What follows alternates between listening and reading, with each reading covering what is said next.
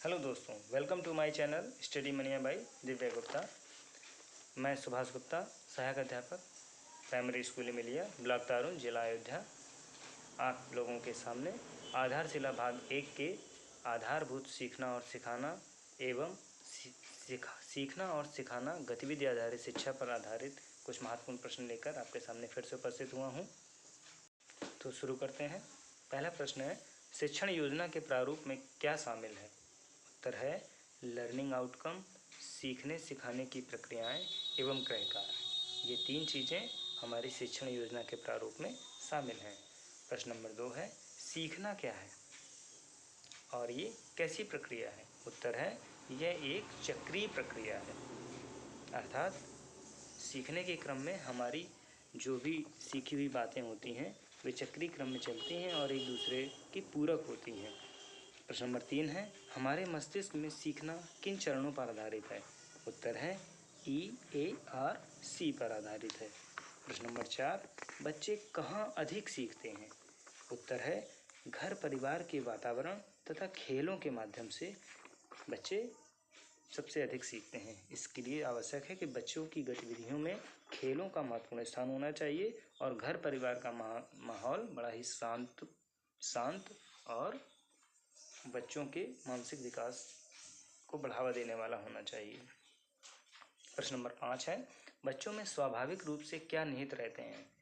उत्तर है गुण, अर्थात प्रत्येक बच्चे में कुछ स्वाभाविक गुण निहित रहते हैं जिनका विकास करना हमारा यानी अध्यापकों का और बच्चों के गार्जियन का एक प्रमुख कर्तव्य हो जाता है। प्रश्न नंबर 6 है, बच्चे एक दूसरे को किसमें मदद करते हैं? उत्तर है सर्वोत्तम प्रदर्शन करने में। प्रश्न नंबर 7 है, ठोस वस्तुओं के साथ अनुभव में क्या होता है? उत्तर बच्चों को सभी ज्ञानेंद्रियां सक्रिय होती हैं। अच्छा, जब बच्चे मूर्त रूप में किसी वस्तु के साथ अपने अनुभव को साझा करते हैं तो उनकी सभी ज्ञानेंद्रियां एक साथ सक्रिय होती हैं और इस प्रकार सभी ज्ञानेंद्रियों के सक्रिय होने से प्राप्त ज्ञान अधिक स्थायी और लाभकारी होता है। प्रश्न नंबर 8 है, कक्षा में होने वाली प्रक्रिया में मूल्यांकन का एक बड़ा हिस्सा किसका है? उत्तर है अवलोकन। प्रश्न नंबर 9 है, लर्निंग गैप को पहचानना और उन्हें दूर करना किसका उद्देश्य है? उत्तर है आकलन और मूल्यांकन। प्रश्न नंबर 10 है, किस उम्र तक बच्चों की सीखने की गति तीव्र होती है? उत्तर है 8, अर्थात 8 वर्ष तक बच्चा जो भी चीज़ें सीखता है बहुत तीव्र गति से सीखता है। प्रश्न नंबर 11 है, सीखने के कितने चरण होते हैं? उत्तर है 4 चरण होते हैं। कौन कौन से? एक बार फिर से रिवाइज कर लेते हैं। Number 1 experience, number 2 reflection, number तीसरा है एप्लीकेशन और नंबर 4 है कंसोलिडेशन, जिन्हें शॉर्ट में ERAC के नाम से भी जानते हैं। प्रश्न नंबर 12 है, बच्चों के क्रियाकलाप अथवा गतिविधियों का रिकॉर्ड रखना क्यों आवश्यक है? अर्थात जो बच्चे क्रियाकलाप करते हैं, जो भी गतिविधियां कर रहे हैं, उनको रिकॉर्ड रखना क्यों महत्वपूर्ण हो जाता है? उत्तर है ताकि बच्चों के साथ साथ शिक्षकों का भी मूल्यांकन होता रहे कि बच्चों के विकास के लिए शिक्षक किस हद तक प्रयास कर रहे हैं, किस हद तक संवेदनशील हैं और क्या सुधार कर रहे हैं। इन सब चीज़ों का मूल्यांकन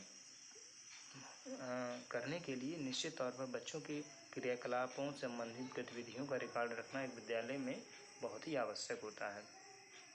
प्रश्न नंबर 13 है, गतिविधियां कितने प्रकार की होती हैं? गतिविधियां 4 प्रकार की होती हैं। प्रश्न नंबर 14 है, गतिविधियों के कौन कौन से प्रकार हैं? उत्तर है नंबर 1 मौखिक गतिविधि, नंबर 2 है लिखित गतिविधि, नंबर 3 है सामग्री आधारित गतिविधि और नंबर 4 है ICT। प्रश्न नंबर 15 है, लेखन विकास की गतिविधि क्या है? उत्तर है सुनी गई कहानी या कविता पर चित्र बनाना या लिखना। प्रश्न नंबर 16 है, आज शिक्षण का सबसे सुलभ और महत्वपूर्ण माध्यम क्या है? उत्तर है ICT आधारित गतिविधियाँ। तो इस प्रकार मित्रों प्रश्न जो महत्वपूर्ण प्रश्न मेरे द्वारा आधारशिला भाग 1 के आधारभूत सीखना और सिखाना एवं सीखना एवं सिखाना गतिविधि आधारित शिक्षण पर टॉपिक पर जो महत्वपूर्ण प्रश्न मैंने बनाए थे वो यहीं समाप्त होते हैं। अब आधारशिला भाग 1 के अन्य टॉपिकों पर आधारित महत्वपूर्ण प्रश्नों के साथ मैं जल्द ही अपने एक नए वीडियो के साथ आपके सामने उपस्थित होता हूँ। तब तक के लिए धन्यवाद।